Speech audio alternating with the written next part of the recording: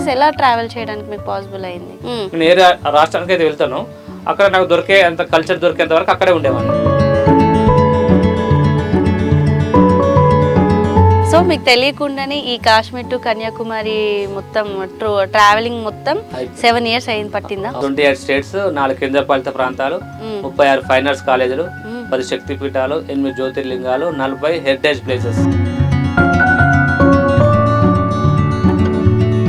So ఒక్కసారి మిమ్మల్ని పోచం గారు మిమ్మల్ని చూడగానే నాకు మీలో కొత్తగా అనిపించింది ఆ రెడ్ కలర్ కండువ అది, అండ్ పైన అది ఏంటంటే మీ ట్రెడిషన్ ఏమైనా? అంటే నా సబ్జెక్ట్ ఏంది, భారతదేశంలో భిన్నత్వంలో ఏకత్వం. భారతదేశం అంటేనే భిన్నత్వంలో ఏకత్వం. దీని 2 types ఉంటాయి మేడం. నేమ్ కావాలా, లేదు జస్ట్ ఉపాధి కావాలా. నేమ్ కావాలంటే కొంచెం స్ట్రగుల్ అవుతుంది.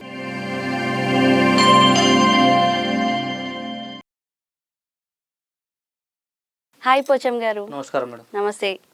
అసలు పోచం నుంచి కళాయాత్ర పోచం వరకు వెళ్ళారు. సో అసలు ముందు ఫస్ట్ కళాయాత్ర నుంచి అసలు ఈ కళాయాత్ర పేరు ఎలా వచ్చింది కన్నా ముందు అసలు ఈ పోచం గారు పుట్టి పెరిగింది ఎక్కడ? నా పేరు ఏలుపుల పోచం, చెన్నూరు, మంచిర్యాల జిల్లా, తెలంగాణ రాష్ట్రం. ఓకే, అంటే అక్కడ ఫస్ట్ మీరు పుట్టి పెరిగింది చదువు అంతా అక్కడేనా, చెన్నూరులోనే? నా పేరు అసలు మామూలు అయితే మా తాత పోచాలు పోచయ్యో అంటారు అందరూ. ఆ స్కూల్కి వెళ్ళినప్పుడు బ్రహ్మం సార్ అని ఉండేవారు ఒకసారి స్కూల్ టైంలో. అరే రేపు అన్నాడు భవిష్యత్తు లోపల చదువుకుంటే బాగుంటది, ఇలా పెట్టద్దు మల్లయ్య, మా తాత పేరు మల్లయ్య. సో ఎల్పుల మల్లయ్య ఇట్లా పేరు పోషాలు పోషాయ పెట్టకూడదు, రేపు అన్నాడు భవిష్యత్తు లోపల చదువుకుంటే మంచిగా ఉండాలి పేరు అని చెప్పేసి ఏ పోచం అని పెట్టాడు. ఏ పోచం, అలా కళాయాత్ర పోచంగా మారింది. పోచం అనగానే నిజంగా చాలా డిఫరెంట్ గా ఉంది సార్ పేరు. అమ్మవారి పేర్లు అన్నమాట. బెల్లంపల్లి దగ్గర జనకపురం ఎల్లారమని పోచమ్మ ఉంది, అక్కడికి వెళ్తే నేను జన్మించాను అన్నమాట. సో ఆ భగవంతుని నేమ్ రావాలి అనే సెంటిమెంట్ తోటి అమ్మ నాన్న ఆ పేరు పెట్టారు, ఎల్లార పోచం అని. ఏ పోచం వరకు వచ్చారు. ఓకే, దాని తర్వాత మీ చిన్నప్పుడు స్టడీ చదువు అంతా చెన్నూరులోనే. మరి ఈ ఆర్ట్ అంటే ఈ ఫైన్ ఆర్ట్స్ ఈ ఫైన్ ఆర్ట్స్ వరకు ఎలా వచ్చారు? అంటే చాలా మందికి ఆర్ట్ అంటే చిన్నప్పటి నుండే ఉంటది, ఫస్ట్ క్లాస్ నుండే. నాకు ఫస్ట్ క్లాస్ నుండి వచ్చిన కళ ఏం కాదు, 7th వరకు ఏం లేకుండే. 8th class 8th 9th 10th government ప్రభుత్వ ఉన్నత పాఠశాల చెన్నూరులో చదువుకుంటప్పుడు మా గురువు గారు వై సత్యనారాయణ అని ఉండే రాజమండ్రి, అతను రైటింగ్ బాగుందని రైటింగ్ నేర్పించాడు. చాలా సార్ అంటే స్టిక్. ఆ సార్ దగ్గర నేర్చుకోవాలంటే కొన్ని కండిషన్లు, టైం అంటే టైం రావాలి, నీట్గా ఉండాలి, ఉన్న దాంట్లో అడ్జస్ట్మెంట్ కావాలి అని కొన్ని రూల్స్ చెప్పేవాడు అన్నమాట. తను నేర్పించాడు రైటింగ్. ఇట్లా బ్యానర్లు ఇట్లా రాయాలి, సినిమా థియేటర్లు పేర్లు ఉంటాయి కదా, అంటే పూర్వ విద్యార్థి కాబట్టి కొంచెం లెటర్ రాస్తే బాగుంటది ఉపాధి లాగా అని చెప్పాడు. తర్వాత ఇంటర్మీడియట్ అయినాక రాజన్న మద్దూరి రాజలింగు అని సంకీర్తనార్స్ అని ఉండే చెన్నూరులోనే. ఆ అన్న దగ్గరికి వెళ్తే తను ఏం చేశాడు, రైటింగ్ రాస్తున్నావు బాగుంది, నేను రైటింగ్ నేర్పిస్తా కానీ BFA bachelor of fine arts ఉంటుంది అని చెప్పి హైదరాబాద్కి వెళ్ళు అని డబ్బులు ఇచ్చి డెమో చేసి ఇక్కడ దిగు JNFU హాబిట్స్లో దిగి ఇట్లా ఎంట్రన్స్ ఎగ్జామ్ ఉంటుంది చేయని చెప్పేసి మొత్తం ప్రాసెస్ అందించి మనీ ఇచ్చి పొద్దున బాగ్నగర్కి వెళ్ళాలి. మా ఊరి నుండి రావాలంటే 3 గంటలకు బయలుదేరాలి. అప్పుడు మా వదినమ్మ సుజాత, మద్దూరు సుజాత, తను డబ్బులు ఇచ్చింది అనమాట. పొద్దున్నే ఉదయం లేచి హైదరాబాద్కి వచ్చేసాను. ఇక అట్లా అన్న చేయడం వల్ల స్కూల్ టైంలో వీళ్ళు ఇన్స్పిరేషన్ ఎవరంటే, స్కూల్ టైంలో మేము ముగ్గురం వచ్చాం హైదరాబాద్కి. పాష్కంటి కుమారస్వామి, పూసాల సందీప్, నేను, ముగ్గురం. తను ఏమందంటే మోటివేషన్ చేశారు. అప్పుడు కాలేజీలో JNFUలో 6,000 రూపాయలు సీట్ వచ్చింది కానీ 6,000 రూపాయలు కట్టాలి, చాలా ఇబ్బంది. ఇక్కడ పొట్టి శ్రీరామ్ యూనివర్సిటీలో హాస్టల్ ఉంది, పెరుగు వెంకటస్వామి అని అతను ఉండే. ఎక్కడైతే మనం ఫైన్ ఆర్ట్ చేయాలి అని చెప్పేసి అంటే మన ఈ ఫ్రెండ్స్ కూడా హెల్ప్ చేశారు, వెళ్ళాలి మనం ముగ్గురం కలిసి వెళ్ళాలి. ఇప్పుడు పాష్కంటి కుమారస్వామి ఏమో ఢిల్లీలో ప్రొఫెసర్, సందీప్ అనేటేమో యానిమేషన్ ఫీల్డ్, నేనేమో ఈ యాత్ర చేశాను. ముగ్గురం 3 రంగాల్లో హైదరాబాద్ వచ్చారు, 3 రంగాల్లో. చాలా వాళ్ళకి కూడా థ్యాంక్ యూ చెప్తాను, ఎందుకంటే నేను వచ్చేవాడిని కాదు, నాకు మళ్ళీ మోటివేషన్ చేసిండారు. నువ్వు ఎట్లా రైటింగ్ రాస్తున్నావు కదా బ్యానర్లు, హైదరాబాద్ పోయినాక రైటింగ్ రాసి మనం చక్కగా చేసుకోవచ్చు, బాగుంటది, మనం ముగ్గురం అయితే హైదరాబాద్కి వెళ్ళాలి, BFA చేయాలనే ఆలోచన ముగ్గురం అనుకున్నాం. నేను, సందీప్, కుమారస్వామి మా సీనియర్ స్కూల్ టైంలో.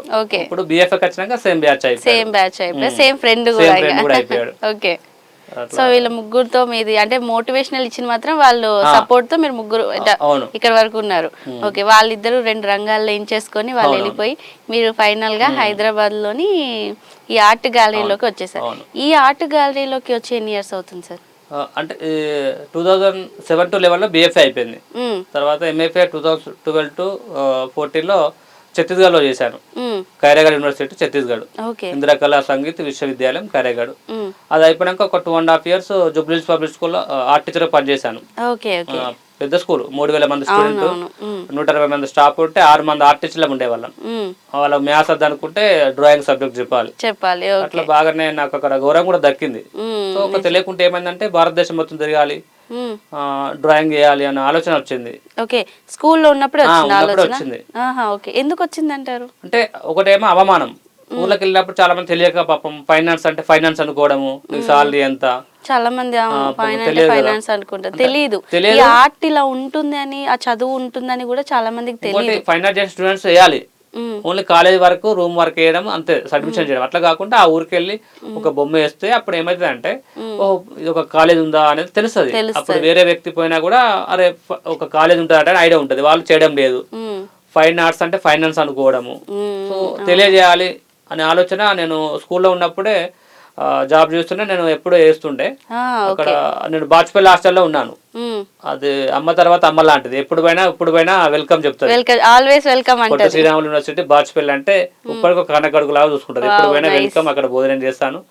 అక్కడ కృష్ణ ఉండే, జక్కుల కృష్ణ అని, నేను ఇట్లా డ్రాయింగ్ చేస్తుంటే ఒక ఆర్టిస్ట్ చూపెట్టిండు, లండన్ ఆర్టిస్ట్. అన్న నీ లెక్కనే వేస్తుండు రెగ్యులర్ స్కెచ్లు అనగానే అరే కరెక్ట్ కదా నేను కూడా చేయాలి అనే ఆలోచన వచ్చేసి అది ఎప్పుడో రిజైన్ చేశాను. జాబ్ రిజైన్ చేసేస్తే అప్పుడు అక్కడ సార్ ఉండే జూబ్లీహిల్స్ పబ్లిక్ స్కూల్లో. రిజైన్ చేసినప్పుడు పిల్లలు అయితే ఏడ్చారు, వెళ్ళొద్దు సార్ వెళ్ళొద్దు. 2 years అయిపోయింది దాంట్లోనే, బాగా అలవాటు పడిపోయారు పిల్లలు. అవునవును, గౌరవం దక్కింది, బాగానే ఉండే. ఎందుకు వెళ్తున్నాం అంటే ఇట్లా భారతదేశం తిరగాలనే ఆలోచన ఉండే. అంటే సరే మీ ఇష్టం అని చెప్పేసి వాళ్ళు రిజైన్ చేసి బయటకు వెళ్ళాను. 2017 డిసెంబర్లో స్టార్ట్ చేశాను. ఓకే, అక్కడ మీకు బయట ఇలాగా ఈ కళని మీరు ఏదైతే అనుకుంటున్నారో ఆ కళని చూపించాలి, చాలా మందికి తెలియట్లేదు అని అప్పటి స్టార్ట్. అంటే ఈ బయట దేశాలకి వెళ్ళాలి అంటే ఎప్పుడు స్టార్ట్ చేశారు ఆ వెళ్ళడం అంతా? అంటే ఈ రాష్ట్రాలంతా 2017లో స్టార్ట్ చేశాను మేడం. అంటే బిఎఫ్ఏ టైంలో కూడా ఫ్రెండ్స్ కానీ సీనియర్లు ఆర్టిస్టులు అందరూ కూడా, ఒక ఆర్టిస్ట్ అనేవాడు రెగ్యులర్గా రన్నింగ్ అంటే స్టడీ పర్పస్లో ఉండాలి, లర్నింగ్లో ఉండాలి, నేర్చుకునే తత్వం ఉండాలి, అన్ని రాష్ట్రాలకు వెళ్ళాలి, అంటే తిరగాలి ఒక ఆర్టిస్ట్ అనేవారు చెప్పేవాళ్ళు. చెప్పినప్పుడేమో మన ఇక్కడ ఉన్నటువంటి ఫైన్ ఆర్ట్ స్టూడెంట్స్ కానీ వేరే వేరే రాష్ట్రాల్లో చేసేవాళ్ళు లేరు. సో ఇట్లా కాదు, మనం చాలా మంది టూర్లు చేస్తూ అంటారు, యూట్యూబర్స్, విజిటర్స్. అట్లా కాకుండా మనం బొమ్మ రూపంలో చేయాలని ఒక ఆలోచన. ఏదో జస్ట్ లీవ్ పెట్టుకుని వెళ్ళి 1 week ఉండి మళ్ళీ వచ్చి అట్లా పోకూడదు, కాకుండా ఒక దీక్ష లాగా ఉండాలి, ఒక యూనిక్ లాగా చేసి చూపెట్టాలనే ఆలోచన కలిగింది. ఫస్ట్ లైవ్ డ్రాయింగ్ అయితే వేయాలి కొన్ని రోజులు అని ఒక ఆలోచన పెట్టుకున్నాను. ఇట్లా 7 years అయితే నేను ఎక్స్పెక్ట్ చేయలేదు. మధ్యలో కోవిడ్ వచ్చింది. మధ్యలో అంటే 2017 స్టార్ట్ చేసి 17 డిసెంబర్లో స్టార్ట్ చేశాను. అంటే వెళ్ళడం అప్పుడేనా? ఫస్ట్ ఏ ఊరు వెళ్ళారు? ఉత్తరప్రదేశ్, వారణాసి. ఓకే, అక్కడికి వెళ్ళి స్టార్ట్ చేశారు. అక్కడికి వెళ్ళి అంటే అలా ప్లేసెస్ ఎలా ట్రావెల్ చేయడానికి మీకు పాసిబుల్ అయింది? అంటే ఇప్పుడు అక్కడికి వెళ్ళిన తర్వాత అక్కడ పరిచయం చేసుకొని పలానా రాష్ట్ర అంటే పలానా విలేజ్ పోతే అక్కడ దొరుకుతుందని తెలుసుకొని అక్కడికి వెళ్ళిపోయాను. నేను ఏ రాష్ట్రానికి అయితే వెళ్తాను అక్కడ నాకు దొరికే అంత కల్చర్ దొరికేంత వరకు అక్కడే ఉండేవాడిని. 20 days కావచ్చు, 1 month కావచ్చు, 2 months కావచ్చు. అట్లా డైలీ రాసుకున్నాను. అంటే మీకు డైరీ రాసే అలవాటు కూడా ఉంది? ఉంది. ప్రతి ఇయర్ అంటే స్టార్ట్ అయిన ఒక 1 year అర్థం కాలేదు, తర్వాత నుండి డైరీ రాస్తే బాగుందని కొంత సజెషన్ చేశారు. ఫస్ట్ టైం నేను కూడా రాయడమే, అంతకుముందు చిన్న రాసుకున్నాను. కంటిన్యూ అనేది యాత్రలో కూడా స్టార్ట్ చేశాను. అంటే ఈ డైరీ రాయడం అనేది మీకు ఒక ఊరు వెళ్ళిన తర్వాత నుంచి అలవాటు అయింది. అంటే ఏం చేస్తున్నావు ఏంటి అంటే ఫస్ట్ మీరు ఉత్తరప్రదేశ్ నుంచి తర్వాత మహారాష్ట్ర వెళ్ళాను, పంజాబ్, హర్యానా, మళ్ళీ పైకి వెళ్ళిపోయాను, హిమాచల్ ప్రదేశ్, జమ్మూ కాశ్మీర్. మళ్ళీ ఇట్లా వచ్చేటప్పుడు గుజరాత్, రాజస్థాన్, కేరళ, గుజరాత్ నుండి వచ్చేసి మళ్ళీ ఇట్లా వచ్చేసాను కదా తెలంగాణ వచ్చి మళ్ళీ ఇక్కడ త్రిపుర, మిజోరాం, మణిపూర్, నాగాలాండ్, త్రిపుర, అస్సాం, వెస్ట్ బెంగాల్, సిక్కిం ఇట్లా డౌన్. మళ్ళీ ఇక్కడ గోవా, కర్ణాటక, కేరళ, తమిళనాడు. అంటే మీరు చెప్తూ చూస్తుంటే ఒక మ్యాప్ కనిపిస్తుంది నాకు, ఇండియన్ మ్యాప్ స్కూల్లో అంటారు కదా, కాశ్మీర్ టు కన్యాకుమారి అన్నట్టు అలా నిజంగానే కాశ్మీర్ టు కన్యాకుమారి వరకు వెళ్ళొచ్చేసారు. ఓకే, నిజంగా అంటే మీరు అలా వెళ్ళాలి ఆ ఊరు, కాశ్మీర్ నుండి కన్యాకుమారి, గుజరాత్ నుండి మణిపూర్ వరకు. అంటే ఈ ఊర్లని మీరు ఎలా అంటే లైక్ ఎలా ముందుగానే ప్లాన్ చేసుకున్నారా? ఒక రాష్ట్రానికి వెళ్ళడం వరకే నా బాధ్యత, అక్కడ పరిచయాలను బట్టి అక్కడ ఎటు పోతున్నా తెలియదు. అంటే ఇవన్నీ అంటే ఇప్పుడు లైక్ ఏది దగ్గర ఏది దూరం అన్నది చాలా మంది తెలియదు. లైక్ ఇప్పుడు ఒక ఉత్తరప్రదేశ్ వెళ్ళారు, కన్యాకుమారి ఎక్కడో తెలీదు, జార్ఖండ్, ఇవన్నీ ఊర్లు ఎక్కడికి వెళ్ళాలో మనకి ఎక్కడికి వెళ్ళాలి రూట్స్ అనేది మనకి ఐడియా ఉండదు, ఏ దగ్గర ఏ దూరం. అవన్నీ ఎలా ప్లాన్ చేసుకున్నారు? అంటే తెలియకుండానే వెళ్ళిపోయింది అనమాట. పలానా ఫ్రెండ్స్ ఉంటారు కదా, ఛత్తీస్గఢ్ చదువుకున్న వల్ల చాలా మంది ఫ్రెండ్స్ ఉన్నారు, సీనియర్స్ జూనియర్స్, ప్రతి రాష్ట్రంలో ఫ్రెండ్ ఉన్నాడు అనమాట. ఫోన్ చేస్తే పలానా ఏరియా రారా బాబు అంటే మా రిలేషన్స్ ఉన్నారు, లేదంటే వాళ్ళ కమ్యూనిటీ హాల్స్ కానీ, చర్చ్ కానీ, మసీద్ కానీ వాళ్ళ ఉంటాయి కదా, అట్లా లేని కాడ బస్ స్టేషన్, రైల్వే స్టేషన్, ఎక్కడ ఉంటే అక్కడ ఒక సాధువు లాగా 4/6 అయితే సరిపోయా. నైస్. అంటే ఒక్కొక్క ఊరికి వెళ్ళి ఒక్కొక్క కల్చర్ ని మీరు, మీకు కల్చర్ దొరికింది అన్నప్పుడే అన్నంత వరకు అక్కడే ఉంటారు, ఇంకెక్కడికి వెళ్ళారు, ఉండి గీసి అప్పుడు మళ్ళీ వేరే ఊరికంటే అక్కడ గ్రామాల్లో చూపెట్టేవాడిని.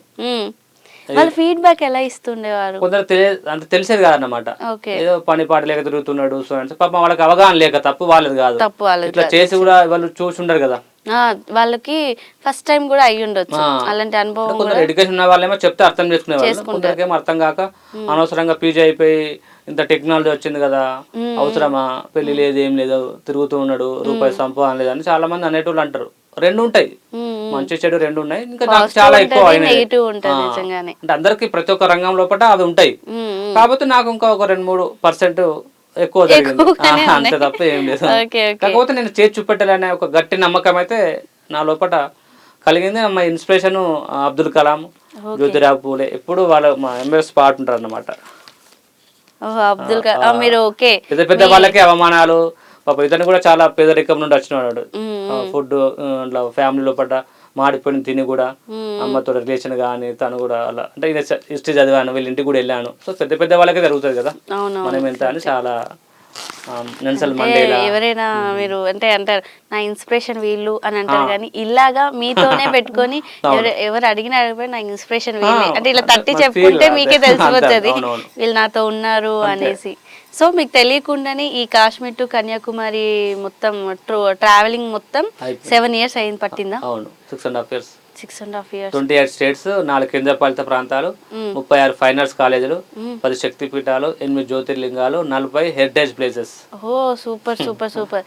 అంటే ఈ 6.5 years లో అంటే మీ అంచనా ప్రకారం ఎన్ని ఆర్ట్ గ్యాలరీస్ అంటే లైవ్ గ్యాలరీస్ అంటే లైవ్ చిత్రాలు మీరు గీసుంటారు? అంటే కొన్ని మనం కౌంట్ చేసుకోలేము, ఒక 50 వేస్తే 2-3 పీసులు ఒరిజినల్ పీసు అంటే ఒరిజినల్ డ్రాయింగ్ బయటకు వస్తుంది. ఇట్లా ఒక 13,000 పైన బొమ్మలు వేసాను. 13,000 ఒక ఈ 6.5 years లోనే ఓన్లీ. ఓకే, అవన్నీ మీ దగ్గరే పెట్టుకునేవారు? ఓ మీ దగ్గర బల్క్ లో పెట్టుకున్నారు. ఓకే, నెక్స్ట్ అంటే ఇప్పుడు మీరు ఇక్కడ నుంచి వరకు వచ్చేసారు 7 years, అంటే నెక్స్ట్కి వెళ్ళేదానికన్నా ముందు నాకు అసలు ఆశ్చర్యకరంగా అనిపించింది ఈ 7 సంవత్సరాల్లో మీ తినడానికి అమౌంట్ కానీ ఫుడ్ కానీ వీటికి ఎలా వచ్చాయి అసలు? ముఖ్యంగా హాస్టల్ ఉన్నప్పుడు బ్రదర్ జానకం అనిలో బాజినగర్ బాన్సవాడ, అతను ఎప్పుడు సపోర్ట్ చేస్తుండేవాడు. అతను మధుర్ రాజలింగన్న, కుర్మా మహాదేవ్, పోచం, మహిమధు గురూజీ, శేషబ్రహ్మము అంటే ఎప్పుడు తిడుతూనే నాకు మోటివేషన్, సార్ తిడితేనే నాకు ఆనందం అనిపిస్తుంది. ఎందుకంటే ప్రేమ అట్లా ఉంటది, వాల్యుబుల్ చెప్తాడు విషయాలు, ఇలా ఉండాలి జీవితం లోపల, అరే నీకు ఫ్రీగా డబ్బులు కాదురా, కష్టపడాలి, ఫ్యాషన్ ఎట్లా ఉండాలి, తిడితేనే నాకు హ్యాపీ అనిపిస్తుంది, కొడితేనే నాకు హ్యాపీ అనిపిస్తుంది సార్ తిడితే, అట్లా ఉంటది ప్రేమ సార్ది. సో శేషబ్రహ్మం సార్ అని ఇట్లా ప్రొఫెసర్లు, తెలిసిన వాళ్ళు, ఫ్రెండ్స్ అప్పటికప్పుడు పరిచయమైన వాళ్ళు, మొన్న చంద్రశేఖర్ కొప్పు మొన్న 50,000 రూపాయలు ఇచ్చారు ప్రేమలకి షో అప్పుడు. సో అట్లా తెలిసిన వాళ్ళు ఫ్రెండ్స్ సర్కిల్, నిజంగా వాళ్ళందరికీ భారతదేశం మొత్తం కాశ్మీర్ అందరికి రుణపడి ఉంటా. అది మాత్రం గర్వంగా చెప్తాను, ఎందుకంటే ఇంత మంది చేయడం అనేది అది గొప్ప విషయం. నన్ను చూసో నా కులాన్ని చూసో మతాన్ని చూసో కాదు, చేసే పని చూసి మీ ఆర్ట్ ని వాళ్ళు అర్థం చేసుకున్నారు కాబట్టి మీకు సహాయం చేయగలిగారు నిజంగానే. సో ఒక్కసారి మిమ్మల్ని పోచం గారు మిమ్మల్ని చూడగానే నాకు మీలో కొత్తగా అనిపించింది ఆ రెడ్ కలర్ కండువాది అండ్ పైన అదేంటంటే మీ ట్రెడిషన్ ఏమైనా? అంటే నా సబ్జెక్ట్ ఏంది, భారతదేశంలో భిన్నత్వంలో ఏకత్వం, భారతదేశం అంటేనే భిన్నత్వంలో ఏకత్వం. సో నేను తిరిగాను కదా, దాన్ని చూపెట్టచ్చు అనే ఉద్దేశంతో ఇది త్రిపుర. అది త్రిపుర వాళ్ళు ఇచ్చారు గౌరవంగా, వాళ్ళు నేర్చింది స్వయంగా, వాళ్ళు నేర్చింది అనమాట. ఊరికి వెళ్ళినప్పుడు గౌరవంగా ఇచ్చారు. ఇదేమో వస్తాంది. ఓకే, అలా ఇచ్చిన గుర్తుగా మీరు అలానే మన రైతు కట్టచ్చు. తర్వాత ఆదివాసీ గోండులు ఆదిలాబాద్ డిస్ట్రిక్ట్, అది ఒకప్పుడు ఉమ్మడి జిల్లా, వాళ్ళు కూడా కడతా అంటారు అప్పుడు. సో రైతు కూడా కడతారు, సింబాలిక్ గా ఉంటది. దీనికే చాలా శంకర్ కార్టూనిస్ట్ అని మొన్న షోకి వేశారు, చాలా ఐడెంటిఫై అయింది బాగా. ఫేమస్ ఆర్టిస్ట్ అని ఇంటర్నేషనల్ వైజ్ గా కార్టూనిస్ట్ ఫేమస్, సాక్షి పేపర్ లో చేస్తాడు. శంకర్ కార్టూనిస్ట్ అని అతను వేసాడు అన్నమాట సింబాలిక్ ఒక కార్టూన్ వేసాడు, అది మొన్న షోలో పెట్టాను. ఐడెంటిఫై లాగా తెలియకుండానే అయిపోయింది. ఓకే, మొత్తం ఈ అన్ని ఊర్లు మొత్తం తిరిగారు కదా, దీంట్లో ఒక్కొక్క ఊర్లో మీరు ఒక్కొక్క అనుభవం పొందారు. సో ఎక్కువ అంటే ఎలాంటి కామెంట్స్ కానీ లేదంటే ఎలాంటి ఫీడ్బ్యాక్స్ కానీ వచ్చేవి మీకు? అంటే కొన్ని ప్లేసులలో కొట్టారు మేడం. ఓకే. గుజరాత్ లో రన్నాప్ కచ్ అని కావాడి డిస్టిక్, కావాడి గ్రామము, బోధ్ డిస్టిక్, అందరు ముస్లిం ఏరియా అన్నమాట. తను బొమ్మ టీ తాగుతుంటే నేను ఆయన బొమ్మ డ్రా చేశాను. ఆయన లాల్ సిపాయి వేశాడు, సేమ్ డ్రెస్ ఉంటుంది. డ్రాయింగ్ చేస్తుంటే వాళ్ళ ఫ్రెండ్స్ వచ్చి ఏం చేశారు, అరే నిన్ను మోడీ సర్కార్ పంపించాడు, జైలు వేసారు అని చెప్పేసి వాళ్ళు టైప్ పాస్ చేశారు అతనితోటి. వాళ్ళ ఫ్రెండ్ సంథింగ్ ఉంటారు కదా, చేసేదానికి వాడు వచ్చి అతను ఏం చేశాడు పాపం, పేపర్ చింపి 2 దెబ్బలు కొట్టాడు. కొడితే మనం లోపల భయం అవుతుంది. అప్పుడే మన వెంకట్ మా ఫ్రెండ్ ఉండే, మా తమ్ముడు జానక మండలికి ఫోన్ చేస్తే ఇట్లా జరిగిందన్న అంటే జాగ్రత్త అని చెప్పారు. భయం లోపల భయం ఉన్నా కూడా బయటకు మాత్రం కొంచెం ధైర్యంగా ఉన్నారు, ధైర్యంగా కనిపించారు. వెళ్ళాను అన్నమాట. ఇంకో అతను కలిసాడు, ఏం కాదు లోకలిజం అట్లా చూపెట్టుకుంటారు, మంచి వ్యక్తులే కానీ జరుగుతూ ఉంటది అలా జరుగుతూ ఉంటాయి అట్లా. ఓకే, ఇంకా అలాంటివి ఉత్తరప్రదేశ్ లో కూడా జరిగింది. పిల్లలందరూ ఆడుకుంటున్నారు, వాళ్ళని చూసి ఇట్లా డ్రా చేస్తున్నా, అరే క్యూ బార్ బార్ దేక్ రారే వచ్చి వెనక దెబ్బలు వేసిండు, క్యూ దేక్ రాయే ఫోన్ మాలూమ్ హై మేరా బహన్ హై, క్యూ దేక్ రాయే మేరా భాయ్, డ్రాయింగ్ బనా రहे, అరే సారీ సార్ మాఫీ కరో గలత్ సమझ गया करके हम लोग चले गए. అర్థం చేసుకున్నారు ఫైనల్లీ. నైస్. ఇంకోసారి ఉత్తరప్రదేశ్ లో జరిగింది, సైకిల్ బాబా ఆశ్రమం లోపల 2 భార్య భర్తలు ఉండే. నేను అక్కడ డ్రాయింగ్ చేసుకున్నా, ఇన్కంప్లీట్ ఉంటే చేసుకుంటుంటే వాళ్ళు వచ్చి రిక్వెస్ట్ చేసి బొమ్మ వేయమన్నారు ఆడవాళ్ళు. వాళ్ళ భర్త ఉండే పక్కన, ఏంటి సార్ మా భార్య అంటే డ్రాయింగ్ వేసాను. వేసిన తర్వాత ఏమైంది, అప్పుడు బాగుంది నేర్చుకున్నారు, క్లాప్స్ కొట్టిను, నైస్ సార్ బాగుంది అన్నారు. నైట్ 10:30కి వచ్చాడు తాగొచ్చి, నా బొమ్మ అంటాడు అతను. ఓకే, సరే నేను నాకు ఇట్లా వర్క్ ఉందంటే, లేదు లేదు నా బొమ్మ ఏమంటే సరే రిక్వెస్ట్ చేస్తే వేసాను. ఇట్లా కన్ను డ్రా చేశాను అంతే. కన్ను అయిపోయిన తర్వాత కన్నును చూసి రుకో నాకు కన్నును డ్రా చేయడానికి ఎన్నిసార్లు చూసినావు, నా భార్యను ఎన్నిసార్లు చూసినావు, మొత్తం డ్రాయింగ్ చేసినావు. ఎంత గొడవ అసలు, అది తాగి ఉన్నాడు. నా కన్నునే ఇంతసేపు చూసినావు, చేసే పని అది కదా మేడం, డ్రా చేయాలంటే చూసేయాలి కదా. రుకో నాకు కన్నునే డ్రా చేయడానికి ఇంత టైం పట్టింది, నా భార్య ఎన్నిసార్లు వేసినావు అంటే డ్రాయింగ్ చేసావు కదా, ఎన్నిసార్లు చూసావు, నా భార్య నేనే చూడాలి, నా బంగారం నేనని చెంపలు కొట్టుకుంటుడు.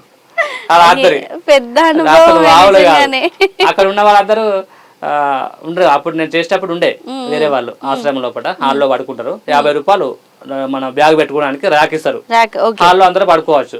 వాళ్ళు ఉండే మిగతా వాళ్ళు, తప్పు ఆయనది కాదు కదా సార్, ఆయన మీరేమంటేనే వేసారు అంటే ఎట్లా వేస్తారు, నా భార్య నేనే చూడాలి అని చెంపలు కొట్టుకోవడం. ఇట్లా చాలాసేపు ఆర్గ్యుమెంట్ అయింది. తర్వాత నమస్కారం పెడితే 100 రూపాయలు ఇస్తావా ఏమని అన్నాడు.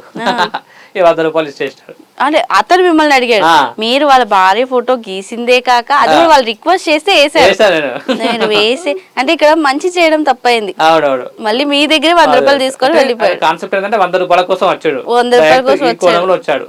అట్లా జరిగింది అన్నమాట. అదొక మీకు ఒక మంచి అనుభవం గుర్తుండిపోయింది. బీహార్ లో కూడా ఒకసారి జరిగింది. కట్టు బట్టు ఆచారం బాగుండే, అది డ్రా చేస్తుంటే అకౌంట్ వచ్చినావు తెలంగాణ అంటే, తెలంగాణ మే కోయి నై మిల్తా క్యా మేరా గాంవ్ క్యూ ఆయా. ఓకే, గాలి అంటే మా అమ్మాయి దొరికిందా నీకు, క్యూ దేఖ్ రहा है बार बार చలో यहाँ से निकलो, బోధ్ గయా ప్లేస్ లో. అట్లా ప్రతి ప్లేస్. తర్వాత నేను ఒక ఐడి కార్డ్ తయారు చేసుకున్నాను అన్నమాట. మంచి పని చేశారు. ఒకసారి అయితే బీహార్ లో కొట్టారు పోలీసులు, స్టేషన్ లో పడుకుంటే నాకు తెలియదు కదా, కొడుతుంటే సార్ ఇట్లా ఒక ఆర్టిస్ట్ ని యాత్ర చేస్తున్నాను అంటే, మరి యాత్ర చేస్తున్నారు సింబాలిక్ ఏముంది అని అడిగారు అన్నమాట. ఇదంతా దొంగలు పడుకునే ప్లేసు, పడుకుంటే అట్లనే కొడతారా బాబు అన్నప్పుడు మా గురుగారు మహమ్మద్ సార్ కి ఫోన్ చేసి ఇట్లా జరిగిందని ఒక రోజు చెప్పాను సరదాగా. చెప్తే అప్పటి నుండి ఫ్లాగ్ పట్టుకుంది రేటు అన్నమాట. ఎటు పోయినా బ్యాగులతో పాటు ఫ్లాగ్ ఉంటది, ఫ్లెక్స్ ఉంటది. వాష్రూమ్ అటు వెళ్ళినా కూడా ఫ్లాగ్ పెట్టేసి వెళ్తే అప్పుడు టచ్ చేసేవాళ్ళు కాదు. బ్యాడ్జ్ ఐడి కార్డు ఉండే లైవ్ డ్రాయింగ్స్ అని. అట్లా డిఫరెంట్ ఎవ్రీడే ఒక న్యూ ఎక్స్పీరియన్స్. అంటే దీంట్లో ఇప్పుడు మీరు నేర్చుకున్న దాంట్లో కాబట్టి ఫైన్ ఆర్ట్స్ లో కానీ మీరు నేర్చుకున్న దాంట్లోని ఏంటంటే ఫ్యూచర్ ఉందంటారా? ఉంటది. అంటే ఇప్పుడు చాలా మందికి పిల్లలకి చిన్నప్పటి నుంచే ఒక సబ్జెక్ట్స్ తో పాటు ఈ ఆర్ట్ సబ్జెక్ట్ అని కూడా నేర్పిస్తుంటారు. చిన్న ఫస్ట్ క్లాస్ నుంచే డ్రాయింగ్స్ వేయడము నేర్పించడము అన్నట్టు నేర్పిస్తూ ఉంటారు. సో వీళ్ళకి అంటే తెలియడం కోసం మీరు ఎలాంటి సజెషన్స్ లాగా ఇస్తుంటారు? అంటే దీని 2 టైప్స్ ఉంటాయి మేడం. నేమ్ కావాలా, లేదు జస్ట్ ఉపాధి కావాలా. నేమ్ కావాలంటే కొంచెం స్ట్రగుల్ అవుతుంది. దానికోసం కొన్ని చాలా ఇబ్బందులు అవుతాయి. లేదంటే బిఎఫ్ అయిపోతే డ్రాయింగ్ ఉపాధి ఉంటే క్లాసెస్ చెప్పుకోవచ్చు. నవోదయ స్కూల్లో టీచరు, కేంద్రీయ విద్యాలయంలో టీచరు, తర్వాత ఆర్ట్ డైరెక్టర్గా కొన్ని ఉన్నాయి, ఇన్స్టిట్యూట్స్ ఉన్నాయి. పని లేకుండా మాత్రం ఏం చేయలేము. పని ఉంటే మాత్రం తప్పకుండా ఉంటుంది. ఆప్షన్ మాత్రం పోర్ట్రేట్ చేసుకోవచ్చు, స్టోరీ బోర్డు, ఇన్స్టాలేషన్, ఇలిస్ట్రేషన్స్, రకరకాల ఆపర్చునిటీ ప్రతి దాంట్లో డ్రాయింగ్ ఉంది. కాదు పని లేకుండా మాత్రం నేను డిలే చదువు ఎక్కడ చదువు ఆ సర్టిఫికేట్ తోటి పని లేదు. బొమ్మ వస్తేనే మనకు ఫ్యూచర్ అయితే 100% ఉంది. ఒక బొమ్మ మొన్న ఎంఎఫ్ వస్తుంది 118 కోట్లు. నమ్ముతారు ఎవరన్నా? 118 కోట్లు భారతదేశంలో మొట్టమొదటి పెయింటింగ్. ఏంటంటే అమ్ముడు పోయింది, తీసుకున్నారు. అవునా? 118 కోట్లు ఒక పెయింటింగ్. అంటే ఏంటా పెయింటింగ్? అతను ఎక్స్పీరియన్స్, అతను హార్స్ చేశాడు. ఎంఎఫ్ వస్తుంది పెద్ద ఆర్టిస్ట్. అంతకుముందు 65 కోట్లే ఉండే. 118 కోట్లు అంటే ఏంది? అది దీంట్లో ఒక నమ్ముకోవాలి అంతే. స్ట్రగుల్స్ ఉంటాయి. అందుకోసం నేను ఫస్టే చెప్పాను. అంటే అంత ఎత్తుకి ఎదగాలంటే టైం పడుతుంది. అదే పేరు కావాలా, స్ట్రగుల్ కాసి ఒక ఆర్టిస్ట్ గా ఉండాలా. ప్రతి సంవత్సరం ఒక 1000 మంది ఫైన్ ఆర్ట్ చేసి బయటకు వెళ్తారు. అందరూ ఆర్ట్ ఫీల్డ్ లో ఉండలేరు. చాలా స్ట్రగుల్స్ అయితే ఫ్యామిలీ సపోర్ట్ చేయాలి, రకరకాల ఫైనాన్షియల్ ఇవన్నీ ఉంటాయి. ఇవన్నీ బేస్ చేసి ఉన్నప్పుడు తప్పకుండా ఏదో ఒక రోజు మాత్రం 100% ఖచ్చితంగా లేట్ అవ్వచ్చు కానీ ఖచ్చితంగా పేరు అయితే సంపాదించాలి. సీనియర్ ఆర్టిస్ట్ లక్ష్మా గౌడ్ గానీ, పెద్దవాళ్ళు పద్మశ్రీ వచ్చింది, కంది నరసింహులు అన్న కూడా ఉన్నాడు. ఆయన పెద్ద ఆర్టిస్ట్. ఆయన కూడా స్ట్రగుల్ చేసి ప్రతి ఒక్కరు కొంచెం నేమ్ ఉన్న వాళ్ళందరూ కూడా ఇవాళ ఒక పెయింటింగ్ వచ్చేసి 2000, 2 lakhs 3 lakhs ఉంటది. ఊకే రాదు కదా. అంటే దాని వాళ్ళ యొక్క సాధన, ప్రాక్టీస్, గ్యాలరీలో షోలు చేయాలి, దాన్ని కలవాలి, ఇదంతా ఒక ప్రాసెస్ అన్నమాట. నువ్వు ఏ పని చేసినా ఫ్యామిలీ కోసం కొంత డబ్బు, ఏ పనైనా డబ్బుల కోసం, మళ్ళీ సేమ్ టైం దీన్ని చేస్తూనే అది ఏదో ఒక అయితే 100% షూర్. అది ఉపాధి కావాలి అంటే చాలా మంది కాలేజెస్, ఇన్స్టిట్యూట్స్ లో వెళ్ళి చేసుకోవచ్చు, అంతవరకే ఉంటది. మరి కంటెంపరీ గా మాత్రం ఉండదు. ఇప్పుడు పెద్ద వాళ్ళ రాజదేవ ఇంటికి వెళ్ళాను, వాళ్ళ కొడుకుని కలిశాను, తను హ్యాపీగా ఫీల్ అయ్యాడు. ఇలా దేవుడు ఎట్లుంటదో రూపాన్ని తీసుకొచ్చిన వాడు అటువంటి సారు రాజారాయ్ వర్మ. మరి ఎంతో మంది ఉన్నారు ఆర్టిస్టులు, ఎందుకు క్రియేట్ చేయలే? అంటే ఎవరు చేయలేని చేసినప్పుడే కొన్ని త్యాగం చేయాల్సి వస్తుంది. స్పెషల్ అది. అబ్దుల్ కలాం ఎంతో మంది రాష్ట్రపతులు వచ్చి వెళ్ళిపోయారు, మరి స్పెషల్. అవును, ఆయన ఆస్తి ఎంత? 2400 బుక్కులు, 3 బూట్లు, 2 షూట్లు, 2 జతల షూట్లు, అది షూస్, ఒక tea cup, Twitter, Gmail ID card, Gmail, తర్వాత కర్ణాటక సంగీతం, ఒక గిటార్, అంతే. అన్ని పక్కన పెట్టి వెళ్ళిపోయాడు. పద్మశ్రీ, పద్మవిభూషణ్ అని వెళ్ళిపోయాడు. ఏది శాశ్వతం కాదు. ఉన్న రోజు మనం ఏం చేసి వెళ్ళిపోవడం అనేది ఇంపార్టెంట్. ఇప్పుడు మీరు ఆయన గురించి ఎలా చెప్పారో 10 మంది మన గురించి కూడా ఎవరో ఒకరు చెప్పుకున్న సంతోషం. మనం అయితే చేసుకుంటే వెళ్ళిపోతున్నాము. వాళ్ళు రికగ్నైజ్ అవుతారా కాదా వాళ్ళ స్ఫూర్తి, వాళ్ళ ఇష్టం.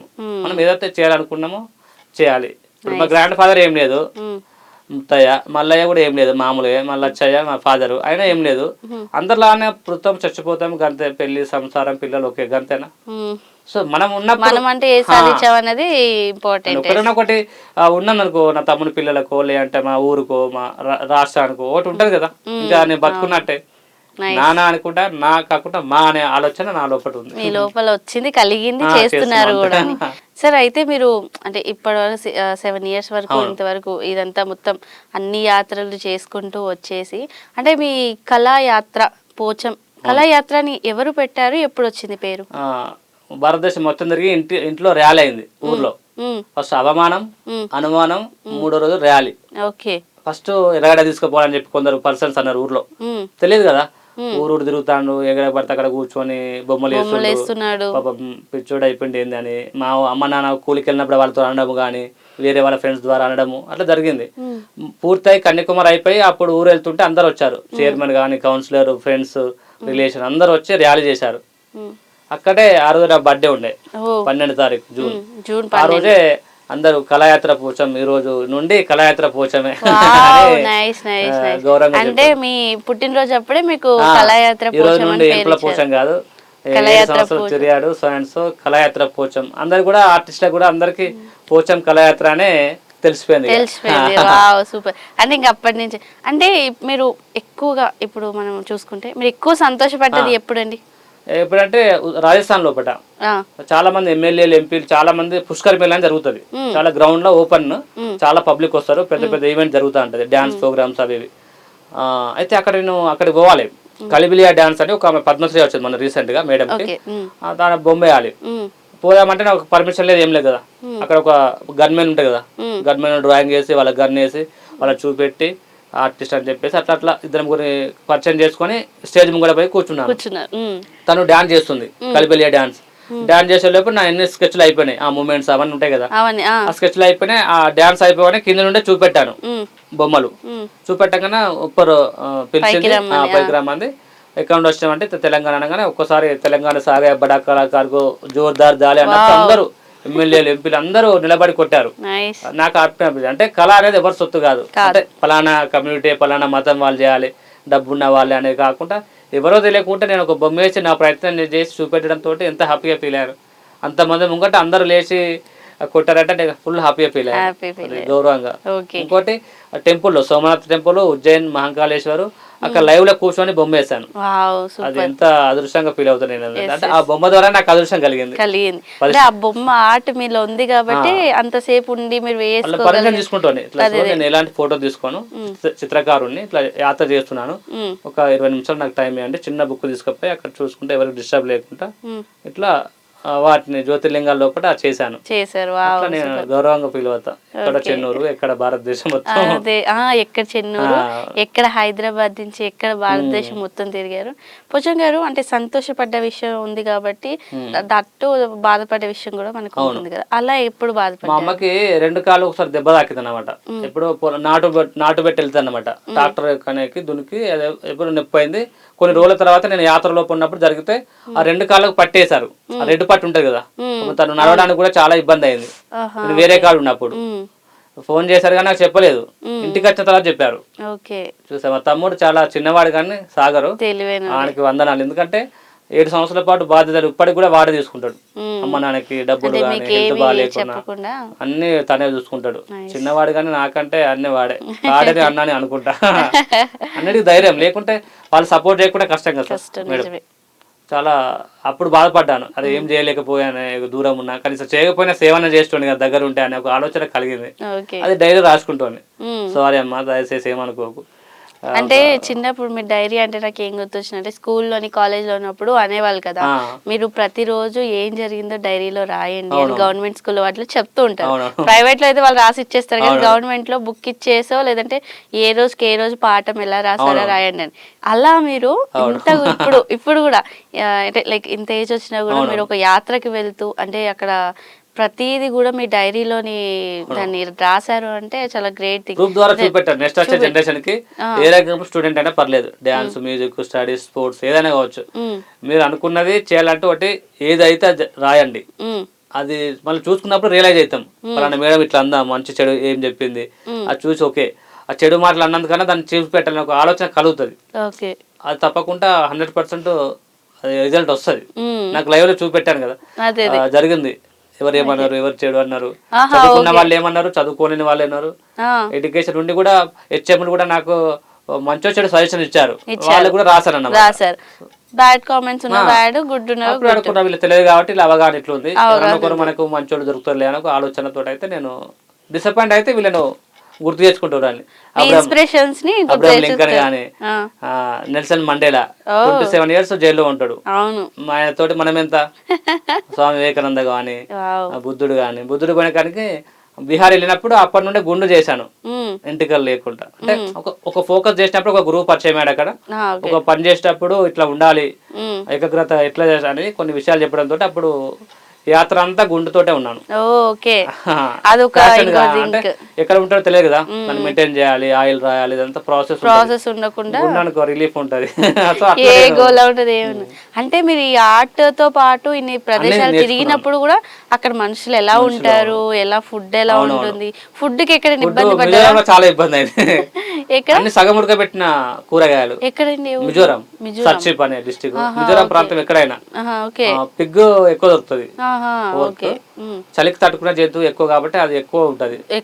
నేను బఠానీలు బుక్కి బతికిన 2-3 రోజులు దొరికేది కాదు. ఫుడ్ కి ఇబ్బంది పడ్డారా? ఇబ్బంది అయింది, చాలా అయింది. కానీ ఒకటి చేయాలి కదా, ఇందాక వీళ్ళు చెప్పినట్టు ఇన్స్పిరేషన్ అంతే, ఏదైనా చేయాలి. ఏదైనా నాకు వద్దు అనుకుంటే వీళ్ళని తలుచుకొని చూసి ఓకే రైట్ మళ్ళా నేను అక్కడ బిస్కెట్లు, కూల్ డ్రింక్ ఏదో తాగి ఏదంటే అది తిండికి ఎక్కువ ఫోకస్ పెట్టలే మేడం, చేసి చూపెట్టాలి.